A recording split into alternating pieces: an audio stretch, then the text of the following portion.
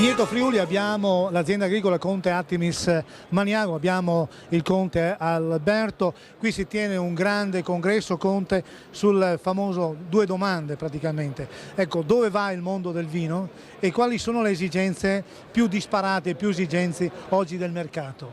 Allora per porle la domanda nei dovuti canoni le dico in poche parole. Il vino oggi si vende per gran parte, il 68% nelle grandi distribuzioni, vale a dire supermercati, superette, grandi concentrazioni, sia in Italia che all'estero. Lei il suo vino, per capirci, lo darebbe alla grande distribuzione con un buon rapporto qualità-prezzo e che lei potesse anche guadagnare? Ma sì, certamente. Ormai la grande distribuzione la definisco un canale maturo, sanno cos'è il vino, sanno che non è un semplice prodotto da mettere a scaffale e da vendere come qualunque cosa, sanno che vicino al vino ci vuole anche un professionista che sappia consigliare, suggerire i giusti abbinamenti al cliente. Ne sono convinto che la grande distribuzione sarà un canale moderno che va seguito.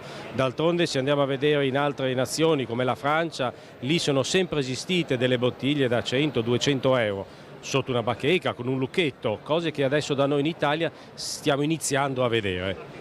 Il canale della grande distribuzione o comunque distribuzione organizzata, come la si vuol chiamare, va affrontato in maniera moderna, bisogna affrontarlo come un qualunque altro canale di vendita. Ecco, per completare la domanda e la risposta, quel 68%, dobbiamo dire che il 50% di quel 68% è vino DOC, per cui è un vino di qualità, quello che troviamo nei supermercati. E questa è l'esigenza che vuole la gente, un vino DOC nei supermercati che paga quello che deve pagare il giusto, un buon rapporto qualità-prezzo.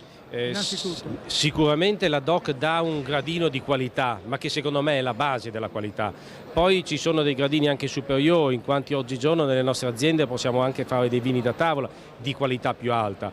Però il consumatore per comprare un vino da tavola, affinché pensi e sappia che sia di qualità più alta, ha bisogno di un sommelier o di qualcheduno che gli spieghi queste cose. Certo, la grande distribuzione ha il vantaggio di avere di solito una filiera molto corta, di avere dei costi di gestione molto bassi e quindi di riuscire a offrire un prodotto a un rapporto prezzo-qualità molto interessante.